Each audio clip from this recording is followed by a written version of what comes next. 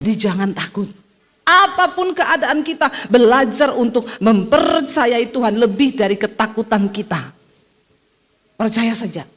Ya, jadi saudara lihat, tidak semua orang itu layak untuk menerima janji dan berkat dari Tuhan. Kalau kau tidak pakai standar firman Tuhan, firman itu bukan tidak terjadi karena firman tidak berkuasa, karena kitanya ini tidak layak diberkati. Ternyata memang saya baru sadar, oh ada loh orang-orang yang layak diberkati, ada yang tidak. Tapi kalau kita berkenan sama Tuhan, mau orang halangi berkat kita bagaimanapun juga, Tuhan tahu menakar. Takarannya itu bagi orang-orang yang layak. Orang tutup pintumu di A, Tuhan bisa buka di B lebih besar, katakan. Amin, saudara. Kalau saudara pengen berjalan bersama Tuhan, Tuhan itu terlebih rindu berjalan dengan kita loh. Kalau kita pengen diberkati, Tuhan terlebih rindu pengen berkati kita.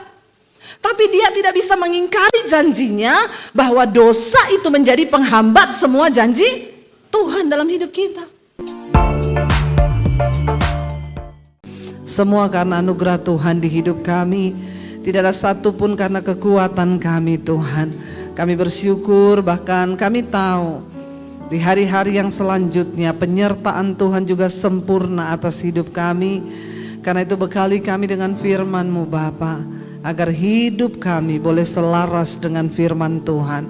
Urapi hamba-Mu yang tidak ada apa-apanya, urapi setiap kami. Kami buka hati bagi firman Tuhan. Kami percaya firman itu sanggup mengubah hidup kami. Di dalam nama Tuhan Yesus Kristus, yang percaya Tuhan di tengah kita, memberkati kita. Mari katakan bersama, amin, amin. Tepuk tangan buat Tuhan Yesus. Silakan duduk, Bapak Ibu yang terkasih, Shalom. Apa kabarnya hari ini? Iya, tema firman Tuhan hari ini adalah berjalan bersama dengan Tuhan. Dan orang yang berjalan dengan Tuhan itu pasti akan mengalami penyertaan Tuhan. Tidak semua orang Kristen itu berjalan dengan Tuhan. Ya, dan sebenarnya Kristen itu bukan hanya sekedar agama, tapi kekristenan itu adalah goalnya kita ini berjalan bersama Tuhan. Bersyukur ya, anak sekolah minggu sini sudah banyak ya. Puji Tuhan ya, apa karena liburan atau memang banyak? Ya, berarti generasi di Sentul ini luar biasa ya. Masa depan gereja luar biasa loh di sini. Ya, suaranya terdengar sampai ke sini ya. Jadi Bapak tolong konsentrasinya agak lebih ini ya. Dan saudara, dikatakan bahwa waktu Tuhan menyertai kita, ingat sekali lagi saya selalu berkata, tidak semua orang Kristen itu berjalan bersama dengan Tuhan. Memang Tuhan menjanjikan penyertaannya yang luar biasa, tapi tidak semua orang mengalami itu. Ayat firman Tuhan hari ini dari Yesaya 41 tadi, ayat yang ke-10 disampaikan oleh Bapak Gembala. Nanti kita akan baca, itu ayat yang sangat powerful, dan kalau itu sungguh-sungguh terjadi di hidup kita, maka saya percaya hidup saudara, orang akan melihat dan berkata, wow, Tuhannya itu hebat. Ya, sehingga hidup kita tidak stuck, tapi ada peningkatan dari tahun ke tahun. Akan ada perubahan. Orang yang berjalan bersama Tuhan, hidupnya pasti berubah. Kalau saudara jadi Kristen puluhan tahun, enggak berubah-berubah. Nah, pertanyaan saya tuh, saudara jalan sama siapa? Sama mertua Bu, oh ya wes. Ya, saya jalan sama istri Bu, ya wes. Karena hubungan bersama Tuhan, berjalan bersama Tuhan, itu luar biasa loh Bapak Ibu. Ya, pasti kita akan terwow-wow. Saudara sudah terwow-wow belum dengan Tuhan? Ya, kalau belum, ya masih ada kesempatan bertobat. Mumpung baru masuk tahun 2025. Supaya saudara nggak bilang, tahun 2025 aku ingin serius mengejar mimpiku di 2024 yang belum terwujud, yang sudah aku impikan dari 2023, sudah aku gumuli dari 2022, dan sudah aku tulis di hatiku dari 2021, yang sudah muncul sejak 2020. Pret, itu namanya halu. Hidupmu nggak ada perubahan sama sekali. Karena ya saya nggak tahu saudara berjalan dengan siapa. Ketika kita berjalan bersama Tuhan, Tuhan loh ini yang berjalan bersama kita. Ketika bangsa Israel berjalan bersama Tuhan, di depan ada laut. Bangsa Israel bingung mau bagaimana ini. Mujizat terjadi, laut jadi jalan. Berapa banyak jalan yang sudah Tuhan buat di hidup kita. Kita harus punya kesaksian-kesaksian itu loh Bapak Ibu. Karena kita berjalan bersama Tuhan. Udah ya, stop jalan dengan kekuatanmu sendiri, kau capek. Orang tuh jalan dengan kekuatannya sendiri capek. Kenapa? Karena ada banyak hal di hidup ini yang tidak bisa kita selesaikan hanya dengan kekuatan kita manusia. Kitab Yesaya pasal 40 sampai dengan 55 itu ditulis untuk bangsa Israel yang berada di dalam pembuangan. Dan kenapa mereka ada dalam pembuangan? Karena dihukum Tuhan. Kenapa mereka dihukum Tuhan? Karena hidup dalam dosa. Jadi siklusnya bangsa Israel berdosa, dihukum, bertobat, dipulihkan, berdosa lagi, dihukum lagi, bertobat lagi, dipulihkan lagi, berdosa lagi. Itu siklusnya bangsa Israel. Jangan kau tiru, amin. Hidupmu akan berputar-putar di padang gurun. Ya, 40 tahun tidak pernah terjadi apa-apa dalam hidup kita. Kenapa? Cuma terputar-putar. Karena dosa, dihukum, bertobat. Dosa, dihukum, bertobat, dipulihkan. Baru dipulihkan, dosa lagi, dihukum lagi 2 kali lipat. Sehingga hidup kita nggak pernah berubah. Cukup loh saudara, cukup bermain-main dengan Tuhan. Ketika bangsa Israel, Tuhan akhirnya mengangkat Yesaya sebagai seorang nabi untuk bicara kepada bangsa itu. Dalam setiap generasi selalu Tuhan tuh angkat nabi untuk bicara, untuk ingetin pertobatan. Dan semua nabi yang diangkat Tuhan cuma satu seruannya apa? Bertobat. Itu tok. Kalau kita belajar di Alkitab, kenapa Tuhan angkat nabi cuma satu untuk menyerukan bertobat? Karena waktu kita bertobat, baru kita bisa mengalami janji Tuhan. Ya, saya bersyukur di hari-hari ini Tuhan angkat saya nih. Saya nggak bilang saya nabi loh ya, ngaku-ngaku nanti. Tapi Tuhan pakai saya lewat YouTube, lewat media sosial hari-hari ini cuma menyerukan satu hal saja, yaitu tentang pertobatan. Itu bertobat. Kalau hidupmu mau dipulihkan, bertobat. Jangan selingkuh, jangan kepahitan, jangan bersinah, jangan melakukan dosa-dosa. Karena sampai kapanpun juga dosa itu menyebabkan kutuk dalam hidup kita. Amin. Itu aja sebenarnya. Lalu saudara, ayat ini Tuhan bicara kepada Yesaya, kasih tahu pada bangsa itu. Tapi sebelum kita baca ayat ini, kita baca dulu Yesaya 40. Tuhan bicara lewat Yesaya, kasih tahu kepada orang Israel yang dalam pembuangan. Tuhan izinkan mereka diangkut semua ke Babel, menjadi budak di sana, bekerja di sana. Dan ini keadaan tidak enak sekali loh saudara.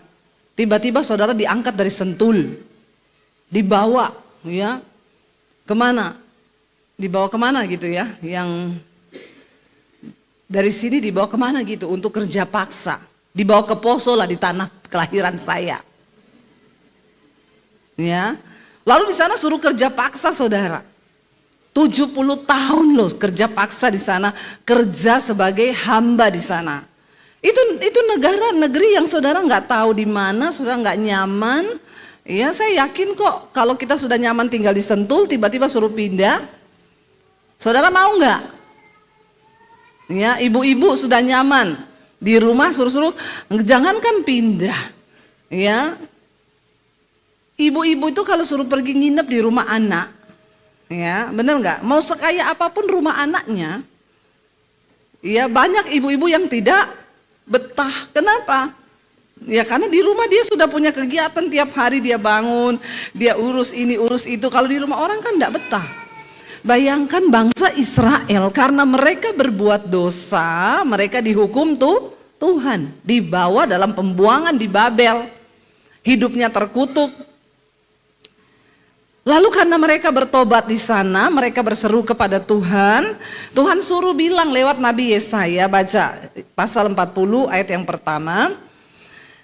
Baca sama-sama. Hiburkanlah umatku, demikianlah firman Tuhan. Tenangkanlah hati Yerusalem dan serukanlah kepadanya bahwa apa? Perhambaannya sudah berakhir. Dan apa? Bahwa kesalahannya telah diampuni, sebab ia telah menerima hukuman di tangan Tuhan berapa kali? 2 kali lipat karena segala dosanya. Tuhan itu murka karena dosa, tapi tidak selama-lamanya dia murka. Waktu kita bertobat, ada belas kasihan Tuhan. Waktu bangsa Israel bertobat di pembuangan, Tuhan menyatakan belas kasihannya. Dia bilang lewat Nabi Yesaya, pergi sampaikan kepada umatku itu, ya, hiburkanlah mereka, kasih tahu pada mereka, tenangkan hati mereka. Ini mereka dalam keadaan tanpa pengharapan, hidupnya susah, tidak ada perubahan nasib. Mereka bekerja sebagai hamba di sana. Lalu saudara, Tuhan bilang Yesaya, hiburkan mereka, tenangkan hati mereka, bilang sama mereka, serukan kepada mereka bahwa perhambaannya sudah berakhir. Kesalahannya sudah diampuni. Karena apa? Karena mereka sudah menerima hukuman dari tangan Tuhan berapa kali lipat? 2 kali lipat. Saya harus menjelaskan ini kepada saudara karena banyak orang Kristen sekarang sudah beranggapan kasih karunia hidup ini. Biar dia berdosa, biar dia selingkuh, biar dia bersinah, biar dia melakukan apapun, pokoknya kasih karunia. Lu siapa? Hello? Tuhan tidak berubah. Sifatnya tetap sama. Dia benci dosa. Nggak bisa menyatu, dosa dengan Tuhan tuh nggak bisa nyatu. Kayak minyak sama air, nggak bisa nyatu. Jadi kalau saudara terus berdosa, ya nggak bisa harapkan Tuhan berjalan dengan kita. Nggak mungkin itu terjadi. Dia suruh Yesaya kasih tahu, aku sudah ampuni kesalahannya, karena sudah dibayar dengan hukuman 2 kali lipat. Saya nggak mau Tuhan bayar harga 2 kali lipat. Aku nggak mau. Hidup terkutuk, hidup berat, begitu saja. Karena tidak menghormati Tuhan. Nggak mau saya. Mending jadi anak yang denger-dengeran sama Tuhan. Kita denger-dengeran sama orang tua kita seneng kok. Amin. Ya, apalagi Tuhan. Kalau kita mau jadi anak yang dengar-dengaran, dia senang. Lalu dikatakan kepada Yesaya, kasih tahu sama anak-anakku, masa perhambaannya akan berakhir, mereka akan segera dilepaskan, karena dikatakan aku akan membangkitkan seseorang yang akan datang untuk membebaskan mereka. Ini juga gambaran tentang Yesus Kristus. Kita tadinya hidup diperhamba oleh dosa, tapi dibangkitkan dari keturunan Daud. Ya, Yesus Kristus datang untuk membebaskan kita. Jadi perjanjian lama itu semua merupakan gambaran dari perjanjian baru. Nggak bisa dipisah. Nggak ada pengkhotbah bilang begini, itu Bu Debbie Basir jangan didengar. Itu pendeta perjanjian lama. Pret kau. Kenapa bisa ada pendeta memisah-misahkan perjanjian lama dan perjanjian baru? Justru dari perjanjian lama lah saya belajar tentang sifat Tuhan. Saya belajar tentang Allah yang kudus itu. Saya belajar tentang hukum-hukum Tuhan itu dari perjanjian lama. Tapi memang tidak ada seorang pun yang bisa diselamatkan kalau hanya melakukan hukum Taurat. Karena yang mampu, tidak ada yang mampu. Kita ini tiap hari berdosa. Makanya Yesus datang bukan supaya itu saudara hidup bebas bermain-main dengan dosa, bukan. Oh, darahnya tercurah. Aku bikin dosa hari ini, nanti minta ampun dikuduskan lagi dengan darahnya. Emang kau siapa? Hello? Kok sembarangan sekali ya menghargai darah Kristus itu? Yesus datang mencurahkan darahnya untuk menghapus dosa yang tidak bisa dihapus dengan apapun juga kecuali darah Kristus itu. Karena Tuhan tahu kita ini akan terus berbuat dosa. Saya masih berdosa nggak sekarang? Masih. Tapi saya tidak terikat dalam dosa. Saya masih bisa marah. Ketika saya jengkel sama orang, saya lagi khotbah di sini, saudara nggak konsen, saya jengkel loh. Tuh orang sana malah bisik-bisikan. Nah, ini saya berdosa nih. Walaupun saya lagi di mimbar. Karena hati saya sudah tidak enak lihat saudara itu tidak menghormati firman. Tapi untuk itu darah Yesus itu ada untuk dosa-dosa yang tidak kita sengaja. Bukan berarti saudara berdosa lalu Tuhan ampuni aku, darahmu tersedia bagiku. Ya, engkau menyalibkan Kristus lagi di dalam hatimu. Dan tidak ada lagi darah untuk menghapus dosa itu kalau kau dengan sengaja bermain-main dengan dosa. Sebelum saya membahas ayat ini saudara perlu tahu latar belakang. Gunanya kita belajar Alkitab itu kita tahu latar belakang ayat ini ditulis ini dari mana. Karena saya tahu ayat Yesaya 41 ayat 10 ini distabilo orange oleh semua orang Kristen. Boleh ditayangkan. Yesaya 40 ayat 10 ini 41 ayat 10, Yesaya 41 ayat 10 ini ayat bacaan kita hari ini. Ini ayat yang sudah distabilo semua oleh orang Kristen dimanapun berada. Karena ini ayat emas. Tapi sorry, ayat ini tidak terjadi untuk semua orang Kristen. Karena sebagaimana engkau berespon terhadap firman Tuhan, sejauh itulah firman itu terjadi di hidup kita. Saya percaya banget bahwa tidak ada satupun perkataan Allah yang kembali dengan sia-sia. Itu akan terjadi, tapi harus ada alasan untuk firman itu bekerja dan tergenapi dalam hidup kita. Karena ada orang-orang yang memang tidak layak diberkati, tapi ada orang yang layak diberkati. Saya kasih contoh, saya dengan suami pulang ke Solo, lalu saya lihat di gereja itu ada pemain musiknya, itu dulu teman kami dulu. Waktu sama-sama masih merintis pelayanan. Saya bilang sama suami saya, kita lama loh nggak ketemu dia, dia masih setia melayani. Nanti kasih dia berkat, ya. Udah saudara, kita amplopi uang, ya. Bukan sedikit karena kami merasa ini teman dulu, kasihlah, kita kasih di amplop. Lalu saya bilang sama suami, nanti kasihnya setelah ibadah aja biar kita sekalian ngobrol. Waktu kami masuk ke ruang ibadah, dia makan di kantin. Ketawa-ketawa sama teman-teman yang lain. Saya bilang, oh dia datang kok. Nanti aja. Nah, jadi kita, nanti ketemu ya. Oh iya. Selesai ibadah, saya cari dia karena mau ngasih amplop nih, mau ngasih berkat. Kok dia enggak ada ya? Lalu kami tanya sama pemimpinnya di situ, tim PPW. Itu yang pemain musik, saya lihat dia tadi di bawah, mana ya? Oh dia nggak ikut ibadah Bu, kenapa? Karena hari ini dia enggak tugas. Dia kalau enggak tugas dia enggak pernah ikut ibadah. Cuma kalau tugas, dalam hati saya, orang kok tidak menghormati Tuhan ya.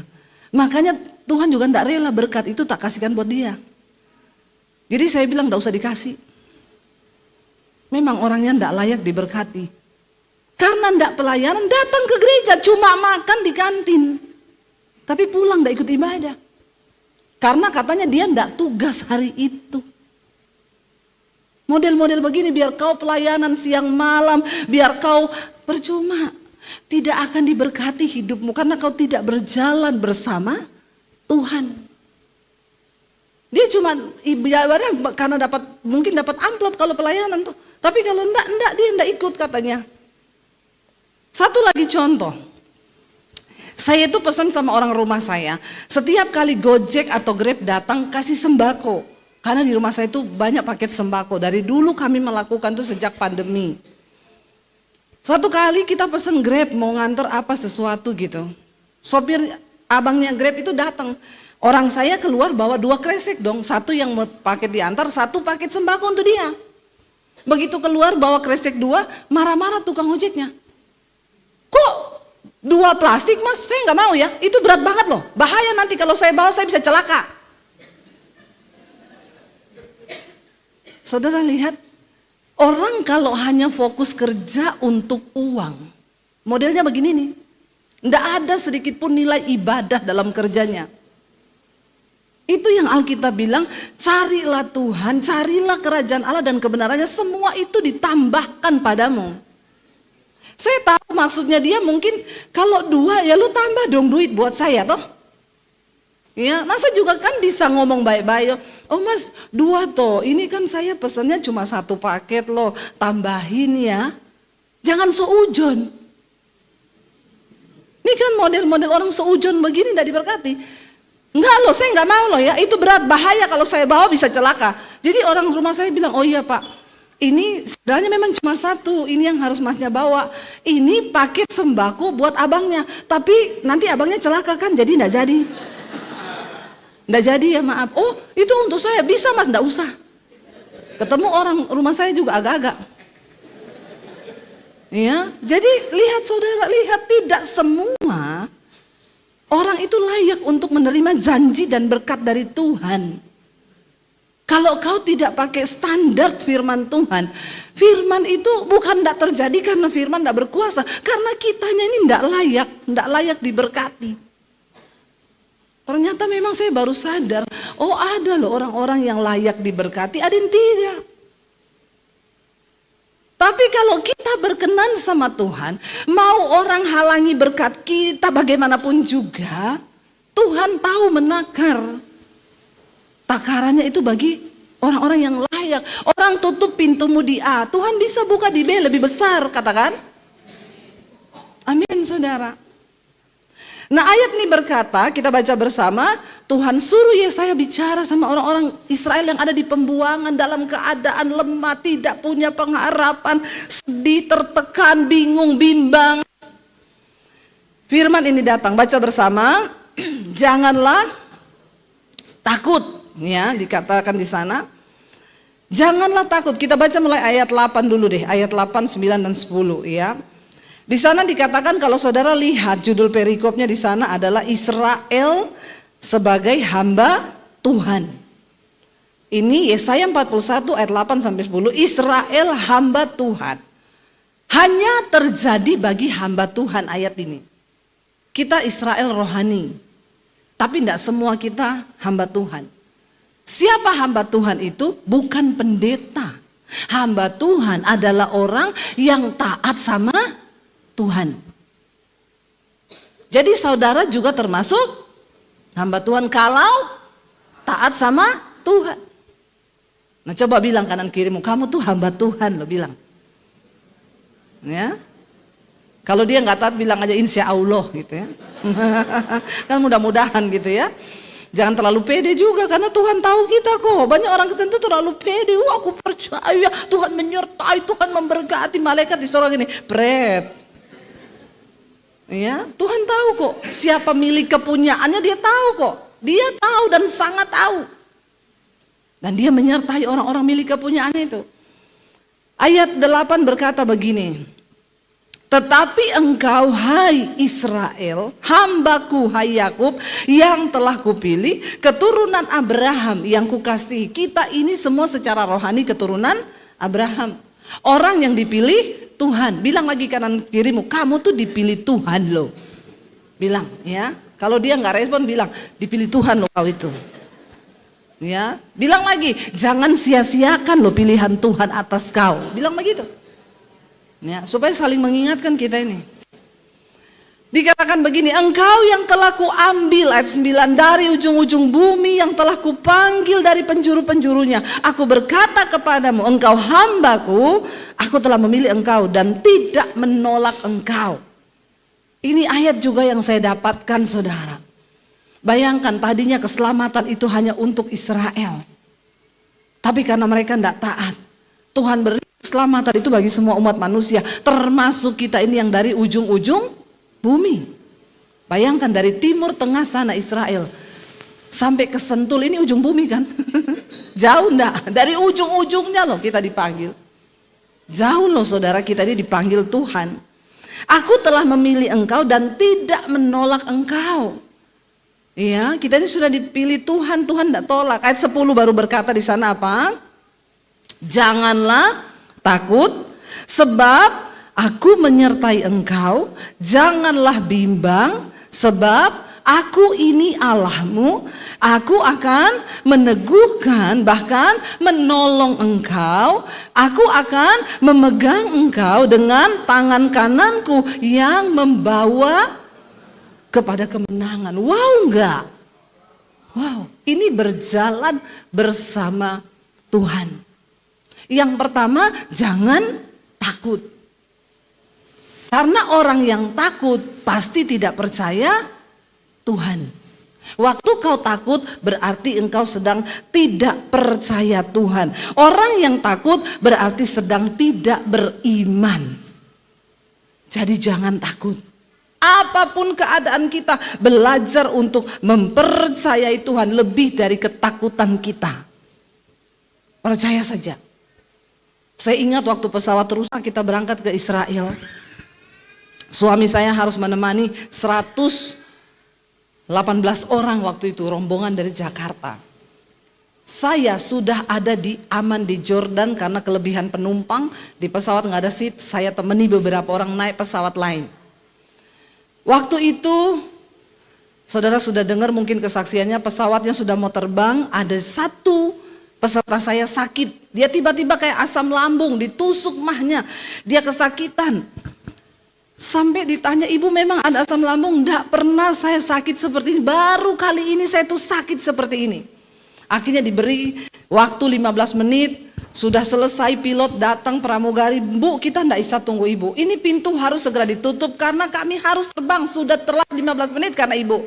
Suaminya memohon, jangan pak, tolong pak, kalau saya istri saya turun, anak saya pun turun, kehilangan uang ini 3 orang. Lalu pilotnya bilang, kita tambah 15 menit, kalau tidak semua ibu harus turun, pintu harus ditutup. Begitu setengah jam lebih saudara, pilot datang lagi, gimana bu, udah sembuh belum? Belum, masih sakit. Pilot bilang turun, pintu ditutup. Waktu ibu ini mau berdiri, tiba-tiba dia bilang, sembuh, aku sembuh.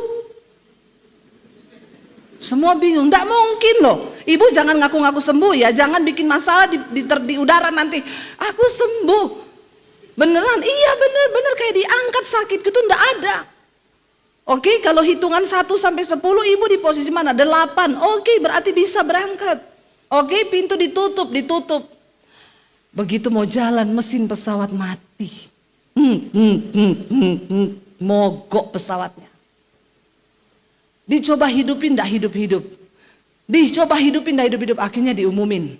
Bukan ibu itu yang turun, semua penumpang harus turun. Kenapa? Karena dinyatakan pesawat error system. Bayangkan kalau sudah terbang setengah jam yang lalu, maka semuanya landing di laut. Memang Tuhan itu turut bekerja dalam segala. Jadi kemarin yang mati-mati itu sudah waktunya mati. Tidak usah salahin burung, burung itu cuma cara. Iya enggak? Iya. Waktu yang pesawat Aljazair jatuh, yang meninggal itu yang di tengah-tengah kan, yang depan sama belakang tidak mati. Jadi para peneliti berkata, mereka mau teliti kalau duduk di pesawat di bagian mana itu yang aman, tidak mati. Besoknya Jeju, masalah mati semua. Tidak usah kau cari-cari tempat aman, mau duduk di mana. Paling aman tuh dekat Tuhan. Kalau saya melihat itu sudah waktunya.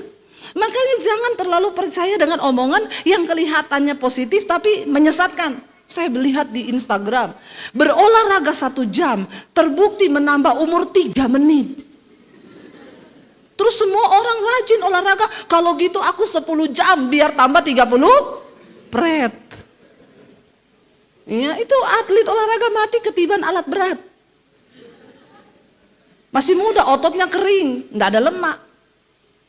Jadi jangan menggeser imanmu selain pada Tuhan. Amin. Lalu akhirnya saudara semua penumpang turun itu. Mereka diginapkan di hotel. Nginep 1 malam lebih saudara. Akhirnya besok dinyatakan besok pesawatnya berangkat karena teknisi dari negara pesawat itu didatangkan. Dia perbaiki sistem komputerisasinya terus bisa hidup. Akhirnya kita berangkat besok saudara. Semua senang tapi karena ada 1 orang yang takut dan menyebar roh ketakutan. Dia cuma bilang begini, kita berangkat pakai pesawat yang sama loh. Komputer kalau dibenerin kan bisa 2-3 kali tuh errornya. Apalagi kalau ada virus kan, bisa habis diperbaiki mati lagi tuh. Lalu cuma kata-kata 1 itu menyebarkan roh ketakutan. Sampai yang lain gini, Pak ini kita nekat berangkat. Lah ini mau menenangkan 118 orang ini. Ya, untung suami saya seperti Musa. Saya baru mengerti hari itu kenapa Tuhan suruh saya berangkat duluan. Kalau saya tidak berangkat hari itu saya bubarin itu grup. Bener, emosi saya. Mereka itu, ini gimana loh? Ada yang telepon saya di Jordan, Bu, ibu yakin ini peserta ibu semua berangkat dengan pesawat yang sama? Minta dong kita ganti pesawat. Ya kita nggak bisa ya. Saya ini kebetulan bukan komisaris dari penerbangan itu ya. Saya nggak bisa urus begitu. Ya kita berserah sama Tuhan saja Bu. Berserah sama Tuhan, berserah sama Tuhan. Ibu jamin nggak itu pesawat nggak rusak lagi? Saya bilang, Bu kamu pikir juga saya mau pesawat itu rusak? Kalau rusak mati ada suami dan 3 anakku di situ. Kau pikir juga saya mau jadi janda? Mikir. Kalau kau takut nggak usah berangkat. Akhirnya yang takut mundur saudara. Ya itu bapak yang istrinya sakit. Tuhan pakai kan istrinya sakit 1/2 jam itu. Untuk bikin delay enggak pesawat itu terbang. Karena Tuhan tahu 1/2 jam lagi mati di mesin. Tiba-tiba dia bilang sama suami saya, Pak saya enggak jadi berangkat. Saya sama anak saya sama istri saya mau pulang. Terus suami saya bilang, Pak gara-gara bapak kemarin pesawat ini diluputkan Tuhan loh istrimu. Kemarin bapak suruh pulang enggak mau. Sekarang kenapa mau pulang? Saya takut Pak, enggak berani saya. Terus suami saya bilang, jangan takut Pak, hidup mati kita di tangan Tuhan. Ya saya cuma kirim video aja singkat di grup. Saya bilang begini, hidup mati di tangan Tuhan. Biar kau pulang kalau sudah waktunya kau mati, kau kepleset di kamar mandi, kau mati juga. Ternyata kata-kata itu menghidupkan iman sebagian orang. Iya betul juga ya, kalau belum mati enggak mati. Akhirnya saudara, bapak itu suami saya bilang, Pak saya berdoa buat bapak boleh? Iya Pak doakan saya. Tadinya dia udah mau pamit toh. Suami saya berdoa tumpang tangan. Dia bilang gini, habis didoakan Pak Daniel kayak ada yang dicabut dari kepala saya. Itu roh ketakutan saudara. Langsung dia bilang ini, oke Pak saya sekeluarga berangkat. Berangkat mereka. Ada bapak-bapak dia paling takut naik pesawat saudara. Kali itu naik kok ya rusak loh pesawatnya. Dia bilang dia ketakutan. Waktu sudah jalan dicoba-coba kan pesawatnya dikelilingi di bandara lama keliling-keliling. Dia bilang saya cari-cari lubang Bu. Aduh kalau ada jendela bisa dibuka tuh saya lompat itu Bu bener. Dalam keadaan dia ketakutan istrinya pegang tangannya. Pak kalau ada pengakuan dosa. Sekarang waktu yang tepat. Karena dia udah telepon anaknya, udah kasih nomor PIN ATM, sudah semua sudah kasih nomor PIN ATM sudah. Ini pin ATM papa ya, kalau ada apa-apa ini di sini ada surat ini di sini. Semua sudah berpesan loh. Ya, sebagian besar ibu-ibu yang ikut saya, suaminya enggak ikut. Enggak ada suami yang keberatan istrinya berangkat loh. Semua suami berangkat mah, semangat. Ini saya bertanya ya, ini bapak-bapak ini memang beriman atau hanya Tuhan yang tahu? Ya, akhirnya saudara, istrinya bilang kalau ada pengakuan dosa, sekarang waktu yang tepat. Saya tanya, jadi bapak sudah pengakuan? Untung belum, Bu. Kalau kagak saya udah mati sekarang, bukan karena pesawat jatuh, Bu. Disalib istri saya. Saudara, mengalahkan roh ketakutan itu tidak gampang.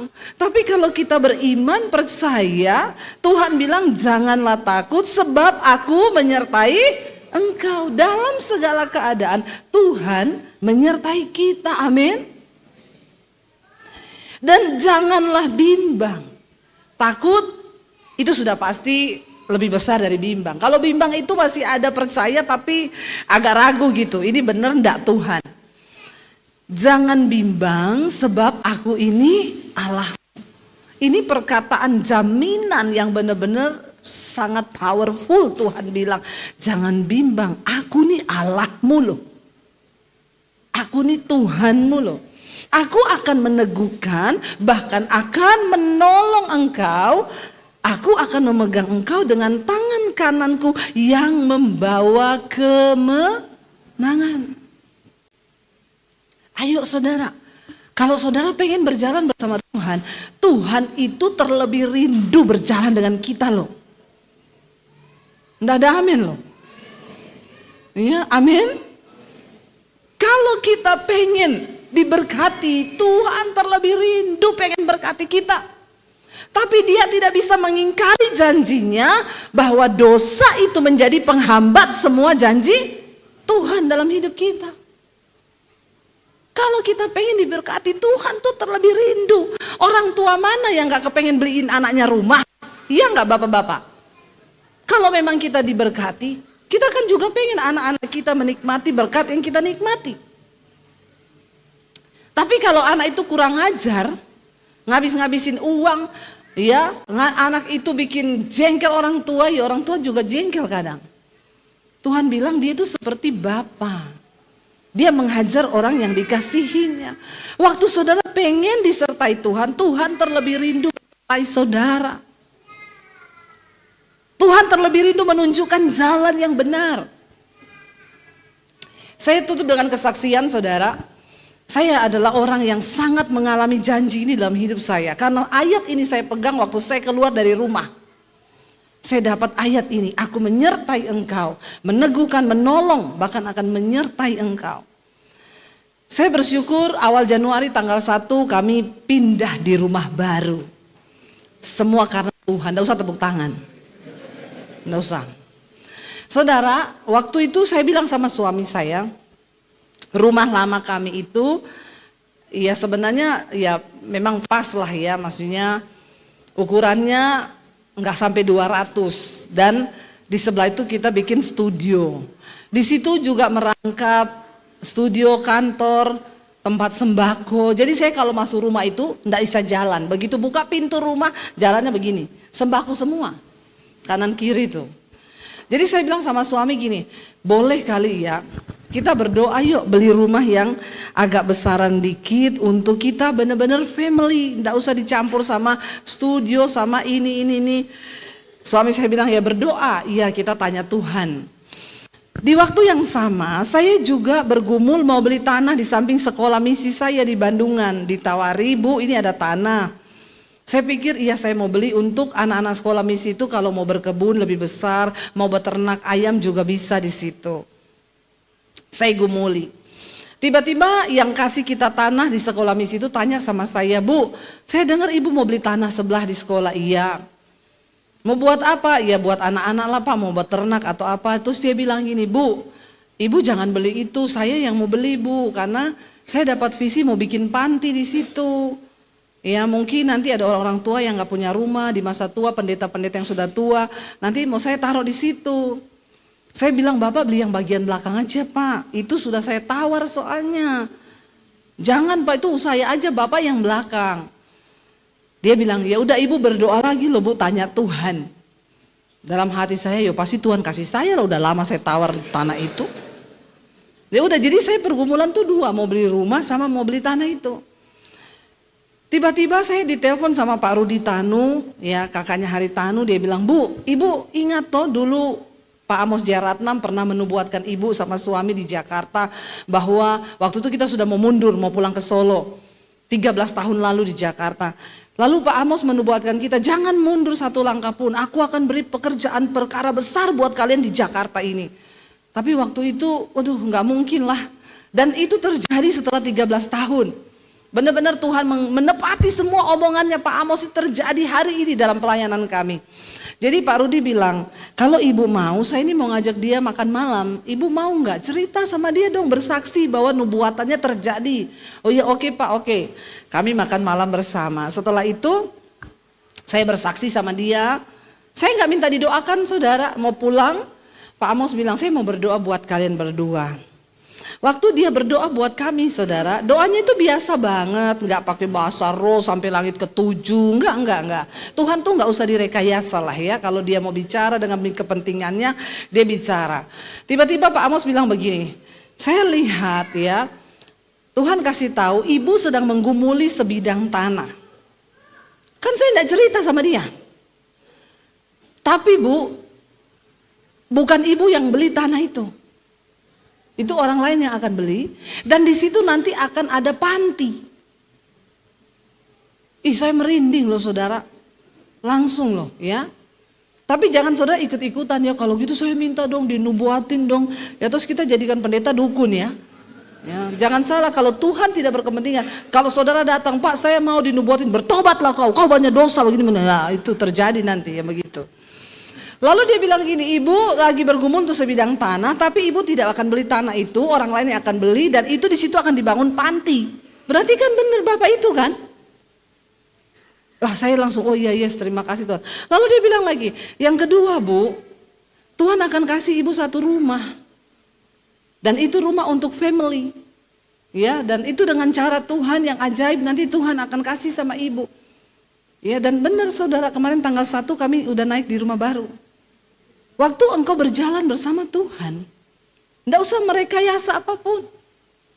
Tuhan bilang aku menyertai engkau, waktunya sudah habis, perjamuan ditulis itu.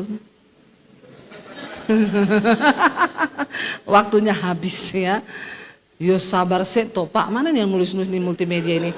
Kan nggak ada ibadah kedua lagi toh? Nggak ada toh Pak? Nggak apa-apa lah, Pak Kondat aja bilang nggak apa-apa. Jadi saudara, ayo 2025 berjalan bersama Tuhan. Ya, pertolongannya terlalu ajaib, janjinya begitu luar biasa, tapi dia akan memberikan bagi orang-orang yang layak untuk menerimanya.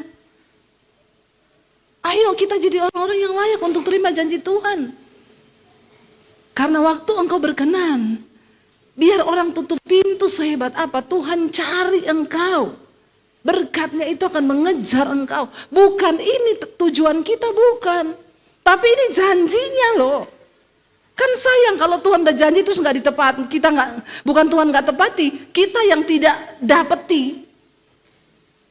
Iya, kalau saya berjanji saya bisa nggak nepati sudah. Tapi kalau Tuhan, Dia pasti menepati janjinya.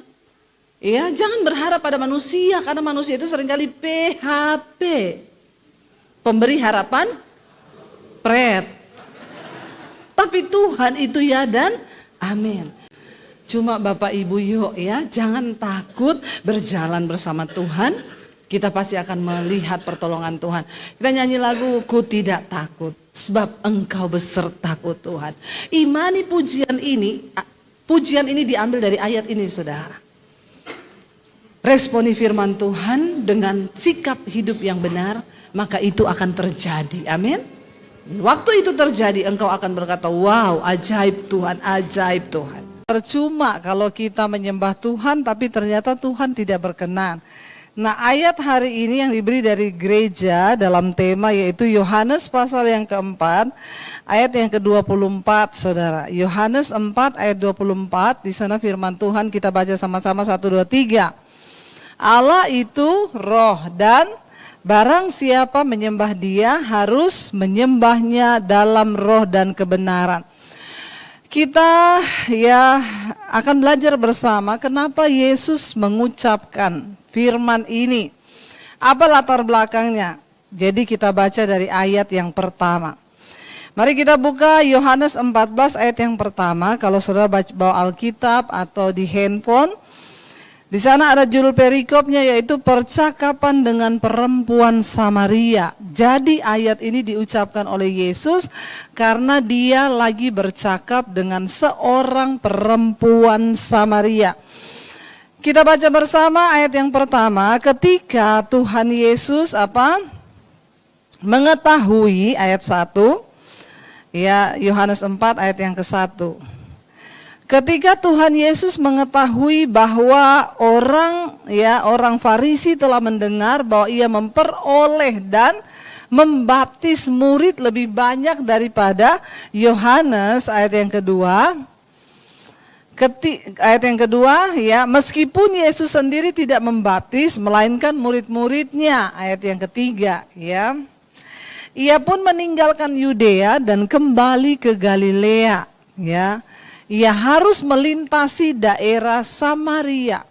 Jadi Yesus kembali dikatakan di sana dari Yudea mau ke, dikatakan tadi apa saudara? Kita baca sama-sama, Ayatnya tolong ditahan dulu di situ. Ia harus melintasi daerah Samaria. Yesus mau meninggalkan Yudea dan kembali ke Galilea.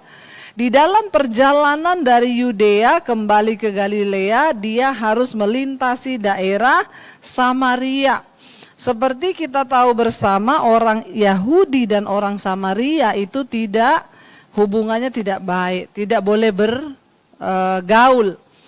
Lalu dikatakan di sana ketika Yesus lewat di Samaria, maka ayat yang ke-5. Maka sampailah ia ke sebuah kota di Samaria yang bernama Sikar, dekat tanah yang diberikan Yakub dahulu kepada anaknya Yusuf. Lalu ayat yang berikutnya, ayat yang ke-6. Di situ terdapat apa saudara? Sumur Yakub. Kita dulu sudah belajar di Perjanjian Lama ketika Tuhan memberkati Abraham, Ishak dan Yakub. Bahkan di tanah yang kering pun. Bisa tolong ambilin air saya?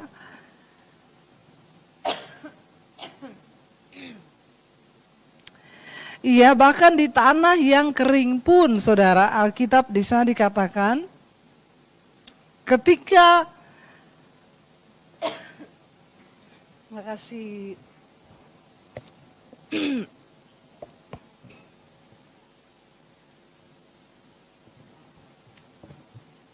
iya maaf ya.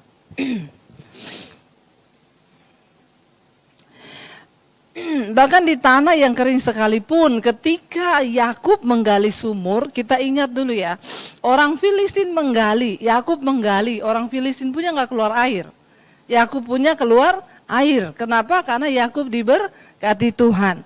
Nah, sumurnya itu ditinggal di daerah Samaria, itu peninggalan Yakub. Dan firman Tuhan berkata di situ terdapat sumur Yakub. Yesus sangat letih oleh perjalanan. Karena itu dikatakan di sana ia duduk di mana? Di pinggir sumur. Lalu ayat ini berkata hari itu kira-kira pukul 12 siang. Kenapa ayat ini menyebut jam? Saya yakin setiap huruf bahkan titik di Alkitab itu memiliki makna. Firman Tuhan memiliki makna. Disebut di sana kira-kira pukul 12. Lalu ayat yang berikutnya berkata, ayat yang ke-7. Maka datanglah siapa saudara? Seorang perempuan Samaria hendak menimba air. Kata Yesus kepadanya, berilah aku minum. Saudara, kita tahu bersama jam 12 siang itu jarang orang datang ke sumur. Orang datang ke sumur itu pagi hari. Pada zaman itu mereka minum, ambil air semua dari sumur. Biasanya sumur itu ramai kalau pagi atau menjelang sore. Kenapa? Pagi orang butuh untuk masak, mandi, cuci. Nanti siang itu jam 12 apalagi mereka istirahat, sudah nggak ada yang bekerja, udah pulang tidur. Datang lagi kalau sudah mulai jam 3, jam 4 sore itu sumur ramai. Tapi sumur sepi, seorang wanita datang nimba air. Jadi benar-benar dia hanya ketemu di situ dengan Tuhan Yesus. Lalu Yesus bilang pada perempuan ini, beri aku minum. Perempuan itu menjawab ayat yang ke-8, sebab murid-muridnya telah pergi ke kota membeli makanan. Jadi Yesus sendiri di situ, ayat yang ke-9. Maka kata perempuan Samaria itu kepadanya, masakan engkau seorang Yahudi minta minum kepadaku orang Samaria? Sebab orang Yahudi tidak bergaul dengan orang Samaria. Ayat yang berikutnya, ayat yang ke-10. Jawab Yesus kepadanya, jikalau engkau tahu tentang karunia Allah dan siapakah dia yang berkata kepadamu, berilah aku minum, niscaya engkau telah meminta kepadanya dan ia telah memberikan kepadamu air hidup. Yesus bilang gini, saudara, kamu gak tahu aku ini siapa. Kamu gak kenal siapa aku. Kalau kamu kenal aku siapa, pasti kamu sudah meminta air hidup dari aku. Lalu ayat yang berikutnya, perempuan itu bilang begini, ayat yang ke-11. Kata perempuan itu kepadanya, Tuhan, engkau tidak punya timba. Sumur ini amat dalam, dari manakah engkau memperoleh air hidup?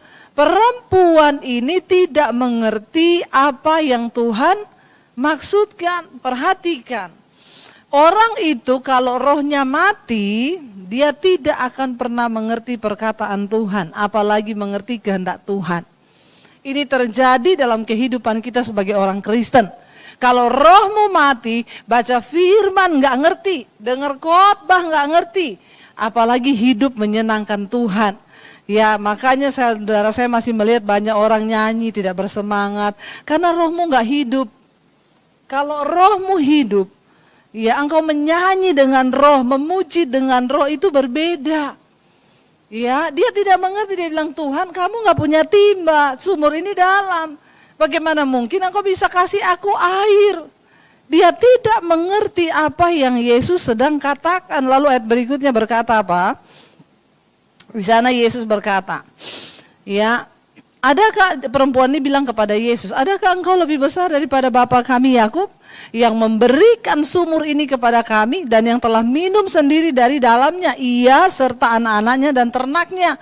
Dia membandingkan Yesus dengan Yakub. Hebatan mana? Ya, kamu apa Yakub yang memberi sumur ini? Lalu ayat berikutnya 13 berkata, jawab Yesus kepadanya, barang siapa minum air ini ia akan haus lagi. Lalu ayat yang berikutnya, tetapi barang siapa minum air yang akan kuberikan kepadanya, baca bersama saudara biar gak ngantuk, ayo, biar terlibat rohnya hidup. Jangan cuma dengar saya ngomong, saudara baca sama-sama supaya rohmu mendengar. Firman ini berkata apa? Tetapi barang siapa minum air yang akan kuberikan kepadanya, ia tidak akan haus lagi, ya, untuk selama-lamanya. Sebaliknya apa? Air yang akan kuberikan kepadanya akan menjadi mata air dalam dirinya yang terus-menerus memancar sampai kepada hidup yang kekal. Yesus ngomong begitu, langsung perempuan ini ngomong apa saudara? Dia bilang ayat yang ke-15, kata perempuan itu kepadanya, Tuhan, berikanlah aku air itu supaya aku tidak haus dan tidak usah datang lagi ke sini untuk menimba air.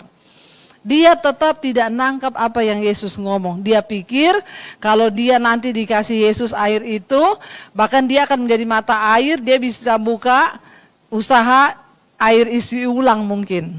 Ya, karena lumayan nih, saya nggak usah balik-balik ke sumur, saya bisa punya mata air.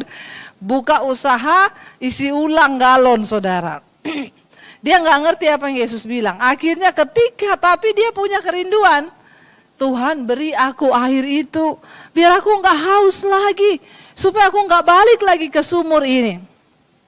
Ayat yang ke-16, Yesus bilang apa? Kata Yesus kepadanya, baca sama-sama. Pergilah, panggillah suamimu dan datanglah ke sini. Lalu perempuan itu menjawab, kata perempuan itu apa? Aku tidak mempunyai suami. Kata Yesus kepadanya, tepat katamu bahwa engkau tidak mempunyai suami. Ayat yang ke-18 baca sama-sama. Sebab engkau sudah mempunyai 5 suami dan yang sekarang ada padamu bukanlah suamimu. Dalam hal ini engkau berkata benar. Kita lihat apa sih maksud pembicaraan Yesus. Kenapa Yesus ngomong soal air yang memuaskan. Dan kenapa ditulis di ayat itu tadi jam 12 siang. Ternyata saudara, perempuan ini dia sudah 5 kali menikah. 5 kali punya suami. Dan saat ini dia lagi kumpul kebo sama lakinya orang mungkin. Karena Yesus bilang dia bukan suamimu. Menjadi sekarang alasan buat perempuan itu kenapa dia datang ke sumur jam 12 siang di saat sepi gak ada orang. Kenapa? Karena dia malu dengan hidupnya. Dia sudah menikah 5 kali. Bahkan yang hari ini tinggal bersama dia bukan suaminya, tapi kumpul kebo. Saudara, kita melihat di sini, kenapa dia bisa menikah sampai 5 kali. Dan Yesus berbicara tentang air yang bisa memuaskan. Ketika dia menikah dengan suami yang pertama, dia berpikir mungkin dia akan mendapatkan kepuasan di dalam pernikahannya. Semua orang ketika menikah berharap untuk bisa mendapat kepuasan dari pernikahan, kepuasan dalam segala hal. Dengan mimpi membangun keluarga, punya anak, ya bisa punya masa depan. Ternyata ketika dia menikah dengan suami yang pertama, saya berharap saya bisa dapat perhatian, saya berharap bisa dibelai, saya berharap bisa dikasih duit. Ternyata semua yang saya harapkan tidak saya dapatkan dari suami saya. Lalu tidak cocok, akhirnya dia bercerai. Dia coba menikah dengan yang kedua. Dengan harapan apa? Sama, untuk mendapatkan kepuasan. Dari semua kehausannya, haus akan perhatian, haus akan kasih sayang, akan pemenuhan kebutuhan. Makanya jangan terlalu banyak nonton drama Korea. Karena pernikahan itu tidak seindah drama Korea. Tapi tidak sesedih film India. Ya, kalau kita nonton, wah di drama Korea itu, ya cowoknya ganteng-ganteng, penyayang, istrinya dibawain bunga. Ya, habis nonton lihat suami kita, kalau ini mah boro-boro. Boro-boro bawa bunga, yang ada duit saya dicolong. Itu yang dialami. Perempuan ini gak cocok lagi dengan yang kedua. Dia bercerai, lalu dia menikah sama yang ketiga. Kali ini dia pikir dia sudah punya banyak pengalaman, 2 kali gagal. Dia pasti sudah bisa memilih suami yang terbaik. Dia menikah dengan yang ketiga, ternyata dia pun tidak mendapat kepuasan. Tetap haus jiwanya. Dia bercerai dengan yang ketiga, lalu dia memilih untuk menikah yang keempat. Mirip-mirip artis ya. Kan ada artis yang saat ini mau cerai lagi kan, udah yang kelima ini. Saudara, sampai yang kelima. Dia berpikir laki-laki ini mungkin bisa memberikan kebahagiaan di dalam hidup saya. Dia nikah dengan laki-laki yang kelima, apa yang terjadi? Dia tetap haus, hidupnya kosong, hatinya hampa. Bahkan malu yang dia terima. Tapi dia terus mencoba mencari, siapa tahu cocok. Kali ini dia pikir, aku gak akan buru-buru nikah, kumpul kebo aja dulu. Siapa tahu saling tahu bagaimana. Makanya Yesus bilang, betul engkau sudah mempunyai 5 suami dan yang sekarang ada padamu itu bukan suamimu, tapi suami orang. Dia sudah 5 kali, ini yang ke-6. Dia mencoba lagi untuk mencari kebahagiaan. Yang dia terima hanya hinaan. Orang mempermalukan dia. Kenapa dia datang ke sumur jam 12? Kalau dia datang pagi orang ngomong tuh loh udah 5 kali kawin tuh. Makanya sekarang malah kumpul kebo. Dia gak sanggup untuk ketemu orang. Tapi Yesus begitu mengasihi. Yesus mencari orang-orang yang tertolak dan sedang mencari kepuasan yang dia tidak dapat dalam hidupnya. Bukan secara kebetulan Yesus duduk di sumur itu jam 12 siang. Yesus tahu itu adalah saat-saat wanita itu akan datang ke sumur itu. Dan Yesus berkata, cukup semua kehausanmu. Engkau pindah dari laki-laki satu ke laki-laki yang lain. Dan engkau terus haus akan sesuatu di dalam hidupmu. Cukup engkau hidup tanpa pengharapan.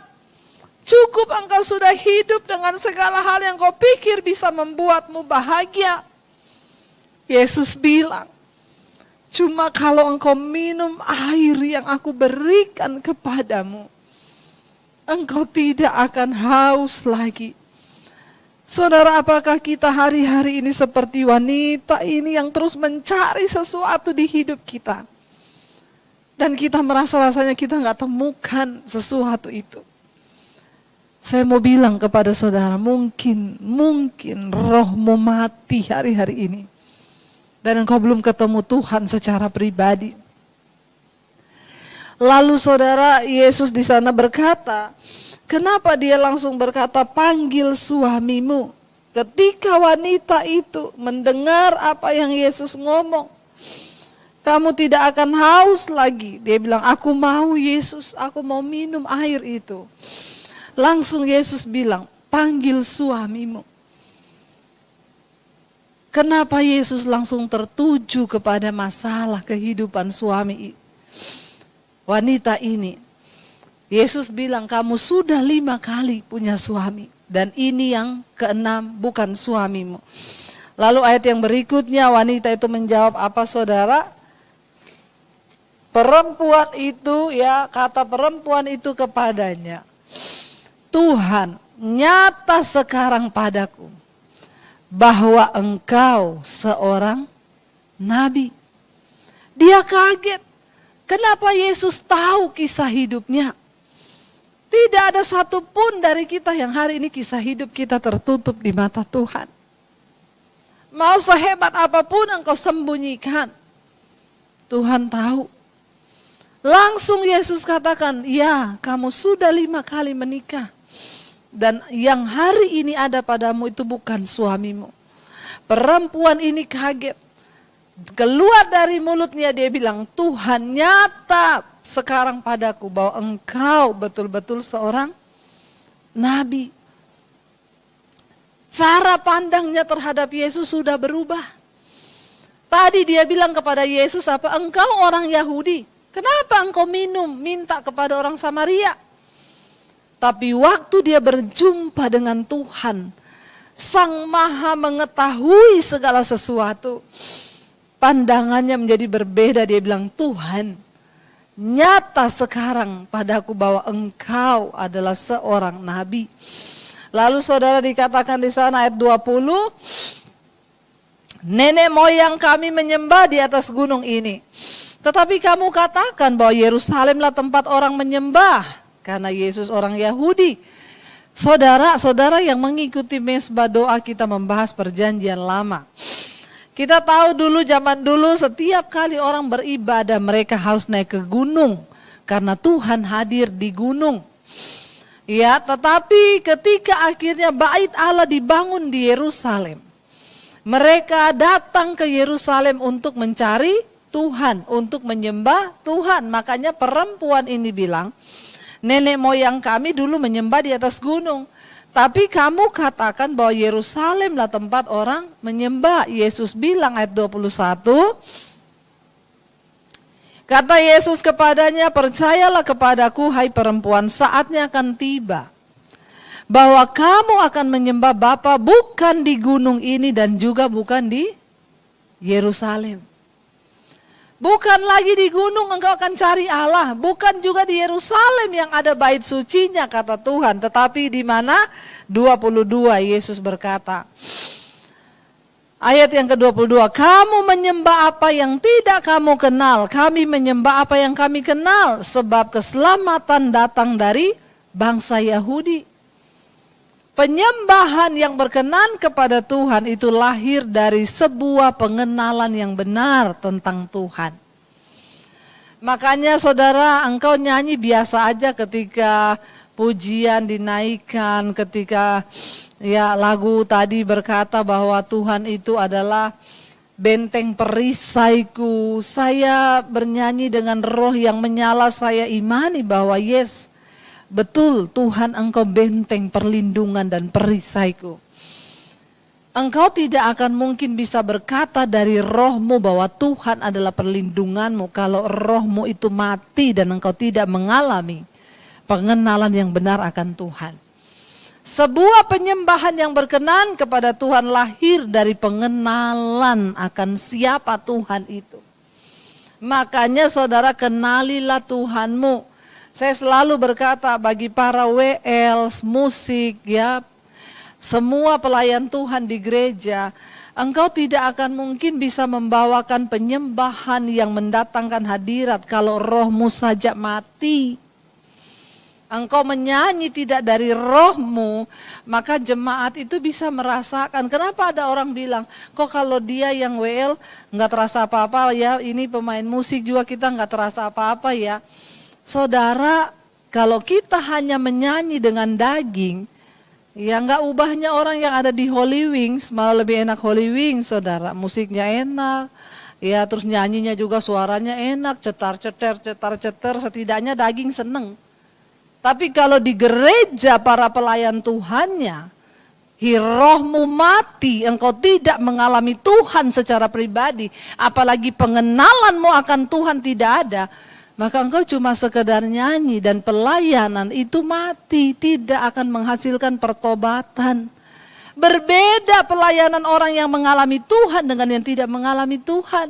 Apa yang Yesus maksudkan di sini? Ayat yang berikutnya ayat 23 berkata, ya, sebab tetapi saatnya akan datang dan sudah tiba sekarang bahwa penyembah benar akan menyembah Bapa dalam roh dan kebenaran, sebab Bapa menghendaki penyembah yang demikian. Perhatikan kata rohnya itu huruf kecil, berarti roh manusia.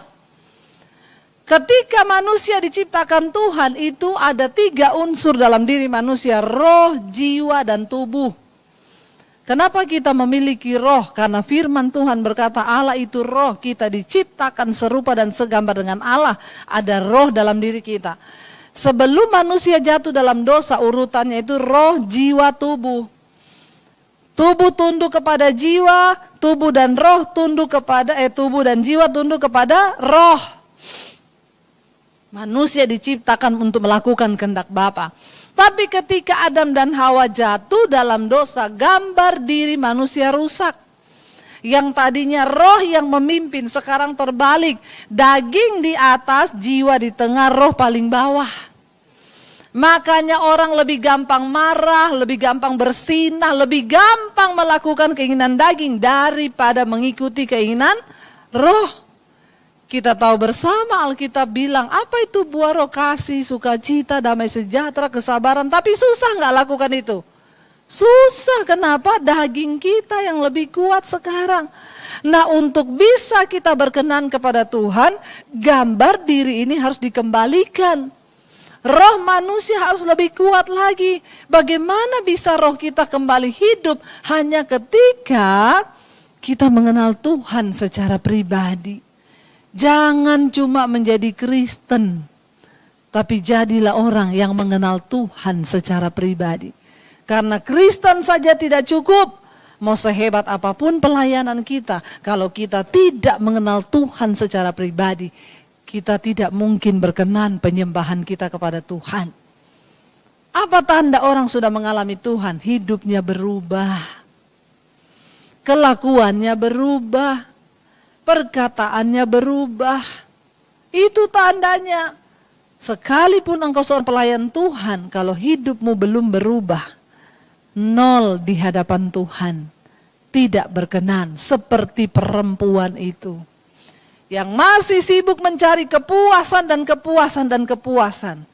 Saudara, yang kita butuhkan adalah Tuhan secara pribadi. Makanya Yesus berkata kepada Nikodemus, kamu tidak mungkin bisa masuk dalam kerajaan Allah kalau kamu tidak dilahirkan kembali. Apa artinya dilahirkan kembali? Manusia roh kita dihidupkan. Masih banyak orang Kristen yang mati di gereja. Kayaknya dia duduk di gereja, bahkan pelayan Tuhan, tapi rohnya mati. Makanya kita dengar, Bu, itu ya bahasa rohnya kenceng, Bu, tapi kelakuannya kayak setan. Yang dimaksud roh di sini, menyembah dalam roh, bukan roh besar, bukan bahasa roh.